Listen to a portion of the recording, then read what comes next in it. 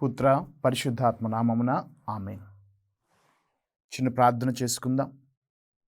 మమ్ము సదా కాచి కాపాడుతున్న మా తండ్రి, ఈ ఉదయకాల సమయంలో దివ్యవాణి టీవీ ద్వారా నీ వాక్యం ఆలకిస్తున్నటువంటి ప్రతి ఒక్క బిడ్డను, విశ్వాసిని అందరినీ ఆశీర్వదించండి. నీ వాక్యము రెండంచుల ఖడ్గం కంటే పదునైనది. నీ వాక్యము సజీవమైనది. ప్రభువా, ఆ రెండంచుల ఖడ్గం కంటే పదునైన సజీవమైన నీ వాక్యము మేము ఆలకిస్తూ అర్థం చేసుకుంటూ మా జీవితాలు పవిత్రపరచుకునేలాగున, మా జీవితాల్లో దేవుని కృపను పొందుకునేలాగున ఈ వాక్యాన్ని ఆలకిస్తున్న ప్రతి ఒక్కరిని దీవించమని దివ్యవాణి టీవీ ద్వారా మరి ప్రతి ఒక్కరు కూడా విశ్వాసంలో బలపడేలాగున చిన్ని ప్రార్థనను యేసయ్య అత్యంత శ్రేష్టమైన నామములో అడిగి వేడుకొనుచున్నాం తండ్రి, ఆమేన్. క్రీస్తు సందేశము అనే ఈ కార్యక్రమము ద్వారా మేమందరినీ ప్రేమపూర్వకముగా ఈ యొక్క వాక్య పరిచర్యకు ఆహ్వానిస్తూ ఉన్నాను. ప్రియులారా, ఈనాటి ధ్యానాంశము నువ్వు కూడా ఒక స్టార్వే, నువ్వు కూడా ఒక నక్షత్రానివే. ఈ అంశం మీద ఈరోజు మనం ధ్యానం చేసుకుందాం. ప్రియులారా, క్రిస్మస్ సీజన్లో, క్రీస్తు జయంతి కాలంలో మనం ఎక్కువగా తూర్పు దిక్కున వెలసినటువంటి ఒక నక్షత్రం అని మనం ఎక్కువగా మరి ఆలకిస్తూ ఉన్నాం, ధ్యానిస్తూ ఉన్నాం. క్రిస్మస్ పండుగ దినాల్లో ప్రతి ఇంటి మీద కూడా ఒక నక్షత్రాన్ని, ఒక స్టార్ని, ప్రతి ఇంటి మీదే కాదు, ప్రతి వీధిలో, ప్రతి సంఘములో, ప్రతి విచారణలో, ప్రతి దేవాలయం దగ్గర ఒక స్టార్ని మనం చూస్తూ ఉన్నాం. ఎందుకు అంటే ఆ స్టార్, ఆ నక్షత్రం తూర్పు దిక్కున వెలసినటువంటి ఆ నక్షత్రానికి గుర్తు. ఏంటి ఈ స్టార్ ప్రత్యేకత? ఏంటి ఈ నక్షత్రం యొక్క గొప్పతనం అంటే, ముగ్గురు రాజులని, ముగ్గురు జ్ఞానులని మరి చిన్నారి బాలయేసు వద్దకు నడిపించింది. మనం చూస్తున్నాం మత్తయి సువార్త 2వ అధ్యాయములో 2వ వచనాన్ని. యూదుల రాజుగా జన్మించిన శిశువెక్కడా? ఆయన నక్షత్రమును తూర్పున దిక్కును చూసి మేము ఆరాధింపవచ్చితిమి. ఆయన నక్షత్రమును తూర్పు దిక్కున, ఆ తూర్పు దిక్కున ఉన్నటువంటి నక్షత్రాన్ని చూచి, ఆ నక్షత్రము ఆనవాళ్ల ద్వారా మేము బాలయేసును కనుగొని బాలయేసును ఆరాధించడానికి వచ్చాము అని ముగ్గురు రాజులు చెప్తున్నారు. కస్పర్ రాజు, మెల్కీర్ రాజు, బల్తజర్ రాజు, ముగ్గురు రాజులు.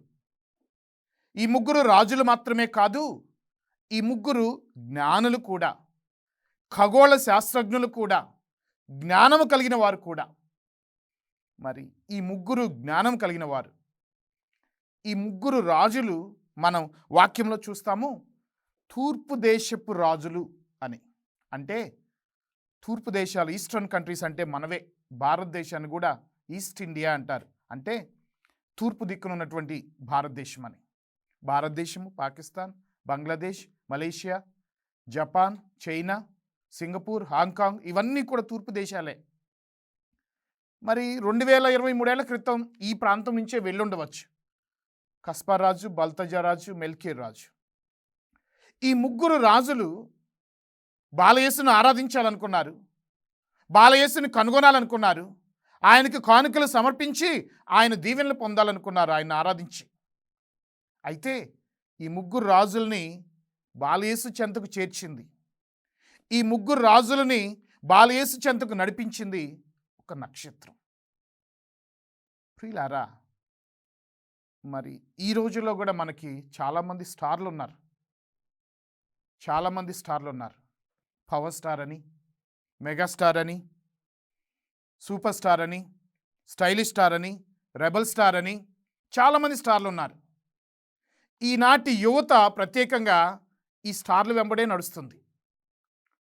ఆనాడు తూర్పు దిక్కున వెలిసినటువంటి స్టార్, ఆనాడు తూర్పు దిక్కున వెలిసిన నక్షత్రం ముగ్గురు రాజులని ప్రభు చెంతకు నడిపిస్తే, ఈనాటి స్టార్లు మనల్ని, మన యువతని, మన సమాజాన్ని మరి లోకంలోనికి నడిపిస్తున్నారు.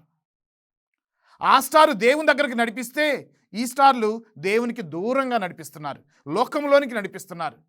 ఆ స్టార్లు ఏం చెప్తే అదే. స్టైలిష్ స్టార్ అల్లు అర్జున్ తగ్గేదేలే అంటే అందరూ కూడా తగ్గేదేలే అంటున్నారు. మరి అలా స్టార్లు ఈరోజు సమాజాన్ని, యువతని ప్రభావితం చేస్తూ ఉన్నాయి. కానీ కానీ ఆనాడు తూర్పు దిక్కున వెలిసినటువంటి స్టార్, తూర్పు దిక్కున వెలిసిన నక్షత్రం మరి ముగ్గురిని ప్రభు చెంతకు చేర్చింది. ఆ ముగ్గురు ద్వారా ప్రభు ఈ లోకానికి సాక్షాత్కరించుకున్నాడు. ఆ ముగ్గురి ద్వారా ప్రభు ఈ లోకానికి పరిచయం చేసుకున్నాడు, అన్యులకి ముఖ్యంగా. ఆనాటి యూదులు అనుకున్నారు రానున్న రక్షకుడు వైభవపేతంగా పుడతాడనుకున్నారు, మహిమోపేతంగా జన్మిస్తాడనుకున్నారు. ఆయన ఒక పశుల పాకలో జన్మించటం, ఆయన ఒక బెత్లెహేములో చిన్న కుగ్రామంలో జన్మించటం వాళ్ళు అంగీకరించలా. జన్మించిన బాలయేసు లోకానికి తెలియాలి ఎలా? జన్మించిన బాలయేసు లోకానికి పరిచయం అవ్వాలి ఎలా? అందులోనూ అన్యులకి తెలియాలి ఎలా? ఎస్, ముగ్గురు రాజుల ద్వారా. ప్రియులారా, మన ఊర్లో, మన సంఘంలో, మన పల్లెలో ఓ ఫంక్షన్ జరిగితే అది మన పల్లెలో, మన సంఘంలో, మన ఊర్లోనే తెలుస్తుంది. ప్రపంచానికి తెలియాలి ఎలా? ఒక సీఎంఓ, ఒక మినిస్టరో, ఓ ఎమ్మెల్యేనో మన ఫంక్షన్కి వస్తే తెల్లవారి పేపర్లో పడిద్ది, అందరికీ తెలిసిద్ది. ఎందుకంటే మినిస్టర్ అంట, సీఎం వెంట మీడియా ఉంటుంది, ప్రపంచం అంతా తెలిసిపోతుంది. మరి మరి బాలయేసు దగ్గరకు కూడా రావాల్సిన వాళ్ళు వస్తే ప్రపంచం అంతా తెలుస్తుంది. అందుకనే ముగ్గురు రాజులను దేవుడు నడిపించాడు. ఆ రాజుల వల్లే కదా హేరోదు రాజు కూడా తెలిసింది. ఆ రాజుల వల్లే కదా అన్యులు సైతము అదిగో జన్మించాడు బాలయేసు అని అర్థమైంది. ఆ రాజుల వల్లే కదా ప్రపంచానికి తెలిసింది. అయితే ఆ రాజులను నడిపించిందే నక్షత్రం, ఆ రాజులను ప్రభు చెందుకు చేర్చిందే స్టార్. పరిశుద్ధ గ్రంథంలో ఒక స్టార్ గురించి మీకు వివరిస్తాను. మత్తయి సువార్త 11వ అధ్యాయము 11వ వచనం. మత్తయి సువార్త 11వ అధ్యాయం 11వ వచనం. మానవులందరిలో స్నాపకుడగు యోహాను కంటే అధికుడగు వాడు ఎవడూ పుట్టలేదని నేను మీతో నిశ్చయముగా చెప్పుచున్నాను. యేసు ప్రభు ఒక బోల్డ్ స్టేట్మెంట్, ఒక స్ట్రాంగ్ స్టేట్మెంట్, చాలా బలమైనటువంటి ఒక స్టేట్మెంట్ ఇస్తూ ఉన్నాడు. మానవులందరిలో స్నాపకుడగు యోహాను కంటే గొప్పవాడు లేడు. ఏంటి ఇంత మాట అన్నాడు యేసు ప్రభు? ఓ మనిషి గురించి, ఓ ప్రవక్త గురించి, బప్తిస్మ యోహాను గురించి ఎందుకు అంత గొప్ప మాట అన్నాడు? ఎందుకు అంత గొప్పగా ఆయన అభివర్ణించాడు? ఆయన కంటే గొప్పవాడు లేడు అని ఎందుకు అంటున్నాడు? నాకు ఆశ్చర్యం వేసింది. ఏంటి బప్తిస్మ యోహానులో ఉన్న గొప్పతనం? ఏం చేశాడు బప్తిస్మ యోహాను? ఎందుకు యేసు ప్రభు అంత గొప్పగా ఆయన గురించి మాట్లాడాడు అంటే, బప్తిస్మ యోహాను 10 మందిని ప్రభు వద్దకు నడిపించాడు. ఇదిగో సర్వేశ్వరుని గొర్రెపిల్ల, ఇదిగో లోకం యొక్క పాపములను పరిహరించేటివాడు, ఆయనే మనల్ని రక్షించేటివాడు అని యొర్దాను నదీ పరివాహ ప్రాంతంలో ప్రజలందరినీ ప్రభు వద్దకు నడిపిస్తున్నాడు. నేను నీటితో బాప్తిస్మం ఇస్తున్నాను, కానీ ఆయన ఆత్మతో జ్ఞానస్నానం ఇస్తాడు, పరిశుద్ధ ఆత్మతో మేము నింపుతాడు. నా దగ్గర కాదు రావాల్సింది, మనందరం పదండి ఆయన దగ్గరికి వెళ్దామని 10 మందిని ప్రభు వద్దకు నడిపించాడు. అందుకే 10 మందిని ప్రభు వద్దకు నడిపించి ధన్యుడయ్యాడు. అందుకే అంత గొప్పగా ఆయన గురించి మాట్లాడుతూ ఉన్నాడు. నా దృష్టిలో నిజమైన స్టార్ బాప్తిస్మ యోహాను. ఆనాడు తూర్పు దిక్కున వెలిసిన నక్షత్రం ముగ్గురు రాజుల్ని ప్రభు వద్దకు నడిపించింది. అలానే బాప్తిస్మ యోహాను ఇంకో 10 మందిని ప్రభు వద్దకు నడిపిస్తున్నాడు. ఈరోజు నేను ఎంచుకున్న అంశము నువ్వు కూడా స్టార్వే అని. ఎస్, నువ్వు కూడా ఓ ముగ్గురిని ప్రభు వద్దకు నడిపిస్తే, ఓ ముగ్గురిని ప్రభు చెందకు నడిపిస్తే నువ్వు కూడా స్టార్వే, నువ్వు కూడా నక్షత్రానివే. ప్రియులారా, ఆనాడు నక్షత్రం ముగ్గురు రాజుల్ని ప్రభు వద్దకు నడిపించింది. బాప్తిస్మ యోహాను 10 మందిని ప్రభు చెందకు చేర్చాడు. ఈరోజు నువ్వు నేను కూడా కొంతమందిని, అన్యులను ప్రభు చెందకు చేర్చగలిగితే, ప్రభువుకి పరిచయం చేయగలిగితే నిజంగా మనం కూడా స్టార్లమే, మనం కూడా ధన్యతే. అయితే నేనెప్పుడు కూడా గాల్లో మేడలు కట్టను, ఏదేదో చెప్పి అది చెయ్యాలని చెప్పను. మనం చేయగలిగింది, మనకి సాధ్యపడేది మాత్రమే నేను చెప్తాను. ప్రియమైన సంఘస్థులారా, దివ్యవాణి చూస్తున్నటువంటి వీక్షకులారా, విశ్వాసులారా, ఎవరినో ప్రభు వద్దకు నడిపించమని నేను చెప్పను, కానీ మీ ఇంట్లో ఉన్న వాళ్ళని ప్రభు చెందుకు నడిపించగలవా నువ్వు? ఏమ్మా, నీ భర్తని లేపుకొని దేవాలయానికి తీసుకురాగలుగుతావా? నీ బిడ్డల్ని, ఎక్కడికో వెళ్ళి ఆడుకుంటున్న నీ బిడ్డల్ని, అరే రండి చర్చికి వెళ్దాం, ప్రార్థన చేసుకుందాం రండి అని ప్రభు చెందుకు నడిపించగలవా? ఇదేమీ అసాధ్యమైంది కాదు, ఇదేమీ చేతగాని పని కాదు. లెగిచి ఆదివారం రాగానే చక్కగా స్నానం చేసి సిద్ధపడి బైబిల్ తీసుకొని గుడికి వచ్చే నీవు నీ వెంట నీ కుటుంబ సభ్యుల్ని తీసుకురా, నీ వెంట నీ భర్తను తీసుకురా, నీ వెంట నీ భార్యను తీసుకురా, నీ వెంట నీ బిడ్డలను తీసుకురా. నిజంగా నువ్వు కూడా స్టార్వే, నిజంగా నువ్వు కూడా నక్షత్రానివే, నిజంగా నీకు కూడా ధన్యతే. మన కుటుంబాలని, మన బిడ్డల్ని, కుటుంబంలో ఎవరైతే దేవునికి దూరంగా ఉంటున్నారో, కుటుంబంలో ఎవరైతే ప్రార్థనకు దూరంగా ఉంటున్నారో, కుటుంబంలో ఎవరైతే ప్రభువుకు దూరంగా ఉంటున్నారో, ప్రభువుకు దగ్గర చేయి. సాయంకాలం పనుకునేటప్పుడు ప్రతి విశ్వాసి, ప్రతి తల్లి, ప్రతి తండ్రి లేపు నీ భర్తని, లేపు నీ బిడ్డల్ని, మోకరించమను, ప్రార్థన చేయమను. ప్రార్థనలో వాళ్ళని బలపెట్టు, ప్రార్థనలో వాళ్ళని బలపరచు. నువ్వు స్టార్వే, నువ్వు కూడా నక్షత్రానివే. నీ గురించి కూడా ప్రభు అంటాడు, బప్తిస్మా యోహాను గురించి అన్నట్టు, ఇదిగో నీవు నిజంగా ధన్యుడవు, ఇదిగో నీవు నిజంగా ధన్యురాలవు అని నీ గురించి నా గురించి కూడా అంటాడు. అందుకే ప్రియులారా, ఈ క్రిస్మస్ దినాల్లో స్టార్ గురించి, నక్షత్రం గురించి గొప్పగా చూస్తూ ఉన్న మనం, పెద్ద పెద్ద స్టార్లను కట్టుకుంటూ ఉన్న మనం కూడా ఒక స్టార్గా మారుదాం. తూర్పు దిక్కున వెలిసిన నక్షత్రం 3 రాజులను ప్రభు చెందుకు చేర్చింది. బప్తిస్మా యోహాను 10 మందిని ప్రభు చెందుకు చేర్చాడు. ఈరోజు నువ్వు నేను కూడా కొంతమందిని, అట్లీస్ట్ మన కుటుంబాలని, అట్లీస్ట్ ఎవరైతే దేవునికి దూరంగా ఉంటున్నారో, ఎవరైతే ప్రార్థనకు దూరంగా, దేవుని ఆలయానికి దూరం అవుతున్నారో, వాళ్ళని ప్రభు చెందుకు చేర్చుదాం, నిజమైన స్టార్లుగా వెలుగొందుదాం. చిన్న విరామం తీసుకొని తిరిగి మరలా క్రీస్తు సందేశం అనే కార్యక్రమంలోనికి వద్దాం.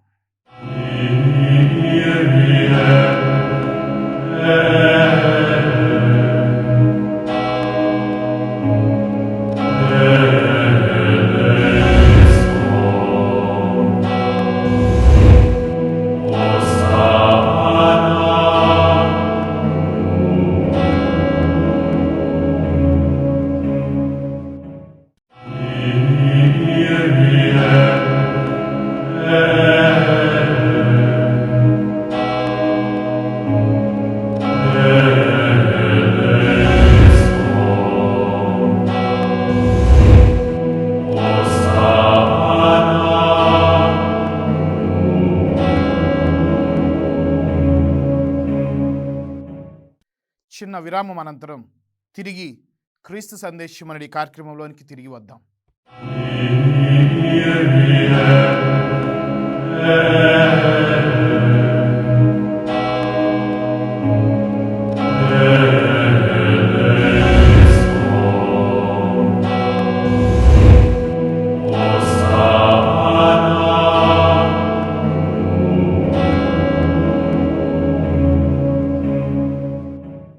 ప్రియులారా, నువ్వు కూడా స్టార్వే, మనందరం కూడా స్టార్లమే అని ఈ అంశం గురించి ధ్యానిస్తూ ఉన్నాం. ఆనాడు ఒక స్టార్, ఒక నక్షత్రం 3 రాజుల్ని బాలయేసు చెందుకు నడిపించింది. బప్తిస్మా యోహాను 10 మందిని ప్రభు చెందుకు నడిపించాడు. ధన్యత, ఒక స్టార్గా వెలుగొందాడు. కుదిరితే మనం కూడా 10 మందిని, 2-3 ప్రభు చెందుకు చేర్చాలని, కనీసం మన కుటుంబ సభ్యులనైనా ప్రభు వద్దకు నడిపించాలని ఈరోజు మనం ధ్యానం చేసుకుంటూ ఉన్నాం. ఈ అంశంలోనే పూర్వ నిబంధనలో కూడా ఒక చక్కని ఉదాహరణ మీకు వివరిస్తాను. రాజుల 2వ గ్రంథంలో 5వ అధ్యాయము. సిరియా రాజు సైన్యాధిపతి నామాను కుష్ఠరోగస్తుడు. ఆ నామాను గురించి మీకు ఇప్పుడు వివరిస్తాను. కానీ ఆ నామాను, కుష్ఠరోగస్తుడైన నామానును ఒక పనిపిల్ల, ఒక దాసి ఆ నామానును ఏ విధంగా మరి ప్రభు వద్దకు నడిపించింది, ఏ విధంగా ప్రవక్త వద్దకు నడిపించి మరి తన యొక్క కుష్ఠరోగం పోయేటట్లు చేసింది అని చెప్పి ఈరోజు మనం ధ్యానం చేసుకుందాం. రాజుల 2వ గ్రంథం 5వ అధ్యాయము 1వ వచనం నుంచి. సిరియా రాజు సైన్యాధిపతి నామాను. ఈ నామాను ద్వారా ప్రభు సిరియా దేశమునకు విజయం ప్రసాదించెను కనుక ఆ రాజునకు మిక్కిలి గౌరవము. నామాను మహావీరుడు, మహాశూరుడు, కానీ నామాను కుష్ఠరోగి. ఒకమారు సిరియనులు ఇశ్రాయేలు మీద దాడి చేసి వారి బాలిక నొకతిని చెరగొనిరి. ఆ పిల్ల నామాను భార్యకు దాసి అయ్యను. ఆ అమ్మాయి, ఒక చిన్న అమ్మాయిని తీసుకొచ్చారు సిరియన్ నుంచి. ఆ అమ్మాయి నామాను భార్యకి దాసి అయ్యను. ఆ పని పిల్ల ఒకనాడు యజమానురాలితో, మన యజమానుడు కుష్ఠరోగంతో బాధపడుతున్నాడు, నామాను గారు కుష్ఠరోగంతో బాధపడుతూ ఉన్నారు, మరి సమరియా యందలి ప్రవక్త యొద్దకు వెళ్ళినా ఎంత బాగుండును, ఆ దైవభక్తుడు మన దొర నామాను గారి యొక్క వ్యాధి నయము చేయను కదా. అప్పుడు ఆమె అడిగింది భార్య నామాను, ఇదేంటి, ఎవరున్నారు అక్కడ, ఎవరు ఆ దైవ ప్రవక్త అంటే ఎలీషా అనే దైవ ప్రవక్త ఉన్నాడు. ఆయన దేవుని ప్రవక్త, తండ్రి అయిన యెహోవా దేవుని వాక్కును వివరించేవాడు. ఆయన దగ్గర దేవుని శక్తి ఉంది. మన యజమానుడు నామాను ఆ ఎలీషా ప్రవక్త దగ్గరికి వెళితే మరి దేవుని కృప వలన ఆయనకు నయమవుతుందని చెప్పి మరి ఆ పనిపిల్ల, దాసి పిల్ల చెప్తూ ఉంది. మరి నామాను భార్య కోరిక మేరకు, నామాను పనిపిల్ల ఆలోచన మేరకు నామాను ఎలీషా దగ్గరికి రావటం, చిన్న చిన్న కోపతాపాలు అయిపోయిన తర్వాత యోర్దాను నదిలో మునుగుట ద్వారా మరి నామాను కుష్ఠరోగము పోయి పూర్తి ఆరోగ్యవంతుడవటం, నామాను దేవుని నమ్మటం, నామాను తన రాజ్యంలో కూడా దేవుని గురించి గొప్పగా మాట్లాడి ఇంకొంతమందిని మరి దేవునిలో బలపరచటం, ఇదంతా కూడా చక్కని ధ్యానాంశం.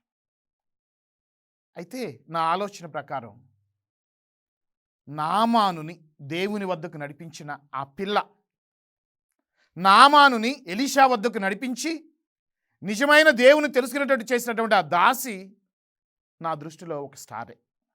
ఆమె కూడా ఒక నక్షత్రం. ఎందుకంటే ఆమె గనక లేకపోతే, ఆమె గనక నడిపించకపోతే ఆయన కుష్ఠరోగం పోయేది కాదు, ఆయన దేవుని నమ్మేవాడు కాదు, ఆయన నుంచి మరికొంతమంది దేవుని దగ్గరకు వచ్చేవాళ్లే కాదు. దీనంతటికి కారణం నామాను దేవుని నమ్మటానికి, నామాను ద్వారా తన రాజ్యంలో అనేక మంది యెహోవాను విశ్వసించడానికి కారణం ఈ పనిపిల్ల. నామాను వాళ్ళ ఇంట్లో పనిచేసే అమ్మాయి, నామాను వాళ్ళ ఇంట్లో దాసి పిల్ల. ఆ అమ్మాయి ఎంత గొప్పగా తన యజమానుణ్ణి దేవుని వద్దకు నడిపించింది, కన్విన్స్ చేసుకుంది. అమ్మ, అతని దగ్గరికి వెళ్తే నయమవుతుంది, అతను యోర్దాను నది దగ్గర ఉంటున్నాడు, ఎలీషా అనే ప్రవక్త, దేవుని నమ్మినవాడు, యెహోవాను నమ్మినవాడు, దేవుని మాటలు ఆయన మాటలుగా మరి అందరికీ చెప్తా ఉంటాడు. కాబట్టి ఆయన దగ్గరికి మన యజమానుని పంపుదాం అని చెప్పి మరి కన్విన్స్ చేసుకొని కుటుంబాన్ని ఆ నామాను భార్య ద్వారా నామానుని మరి ఆ ఎలీషా ప్రవక్త వద్దకు నడిపించటం, ఆ ఎలీషా ప్రవక్త ద్వారా యోర్దాను నదిలో మునుగుట ద్వారా దేవుని కృప ద్వారా ఆయన స్వస్థుడవటం, ఆ నామాను దేవుని విశ్వసించటం, నామాను ద్వారా అనేక మంది దేవుని నమ్మటం, అనేక మంది దేవుని విశ్వసించడానికి, అనేక మంది దేవుని గురించి తెలుసుకోవడానికి కారణం ఆ పనిపిల్ల. నా దృష్టిలో ఈ పనిపిల్ల, ఈ దాసి పిల్ల, ఈ అమ్మాయి కూడా ఒక స్టారే. మరి ఒక పని అమ్మాయే తన రాజుగారిని, తన యజమానుని, తన యజమానురాల్ని కన్విన్స్ చేసి వాళ్ళని మెప్పించి ప్రభు వద్దకు నడిపిస్తే, నువ్వు నేను మన కుటుంబాలను మెప్పించలేమా? నువ్వు నేను మన ఇరుగు పొరుగు వారిని మెప్పించలేమా? కన్విన్స్ చేయలేమా? ఓ పనిపిల్ల యజమానుని మెప్పించినప్పుడు నువ్వు నేను మన కుటుంబాలని, మన చుట్టుపక్కల వాళ్ళని ఎందుకు మెప్పించలేం? నేనేమి వాళ్ళని బలవంతంగా తీసుకువెళ్ళని చెప్పట్లా, కన్విన్స్ చేసుకోవాలి. ప్రభువుకి పరిచయం చేయటం, అది నా నా ఆలోచన. మనం ఇటీవల కాలంలో క్రిస్మస్ పండుగలు చేసుకున్నాం అందరం. అందరం కూడా ఫంక్షన్ చేసుకున్నాం, కొత్త బట్టలు తెచ్చుకున్నాం, చికెన్ తెచ్చుకున్నాం, మటన్ తెచ్చుకున్నాం, బిర్యానీ చేసుకున్నాం, శుభ్రంగా తిన్నాం. ఇదే నా పండుగ. ఎంతమంది ఓ ఓ అన్యుణ్ణి, ఒక ముస్లిం స్నేహితుడిని, ఓ హైందవ సోదరుని, ఇదిగో ఈరోజు మా యేసు ప్రభు పుట్టినరోజు రా, అన్నం తినిపోదు కానీ, ఇదిగో ఈరోజు మా యేసయ్య జన్మదిన పండుగ రా, మా గుడి దాకా వెళ్ళొద్దాం, లైటింగ్ బాగేస్తారు, క్రాకర్స్ బాగా పేలుస్తారు, బాగుంటుంది మా చర్చి దగ్గర అని ఓ మనిషిని, ఓ హైందవుని, ఓ ముస్లిం సోదరుని, ఓ అన్యుణ్ణి ప్రభు వద్దకు నడిపించలేవా? ఓ పని అమ్మాయి యజమానుని మెప్పించినప్పుడు నువ్వెందుకు నీ కుటుంబాన్ని, నీ చుట్టుపక్కల వాళ్ళని మెప్పించలేవు? ఎందుకు నీ కుటుంబానికి, ముఖ్యంగా చుట్టుపక్కల అన్యులకి ప్రభుని పరిచయం చేయలేవు? నీ తోటి వారికి ప్రభు పరిచయం చేయగలిగితే నువ్వు స్టార్వే. పరిశుద్ధ గ్రంథంలో యేసు ప్రభు శిష్యులు 12 మంది అపోస్తలు. నా దృష్టిలో 12 మంది 12 స్టార్లు వాళ్ళు. ఒక్కొక్కరు ఒక్కో స్టార్. దేవుడు వాళ్ళని వెళ్ళమన్న చోటకి వెళ్ళారు. ఉదాహరణకి థోమాసు వారు భారతదేశానికి వచ్చారు. భారతదేశంలో సువార్త బీజాలు నాటారు. అన్యుల మధ్య అన్యుడిగా, హైందవుల మధ్య హైందవుడిగా, మరి ఆ సాంప్రదాయాన్ని, ఆ భాషని, అక్కడ ఉన్నటువంటి కల్చర్ని అన్నిటిని కూడా మరి ఆకలింపు చేసుకొని సువార్తను బోధించారు థోమాసు వారు. థోమాసు వారే భారతదేశానికి నిజమైన స్టార్. థోమాసు వారే ప్రభువుని భారతదేశానికి పరిచయం చేశారు.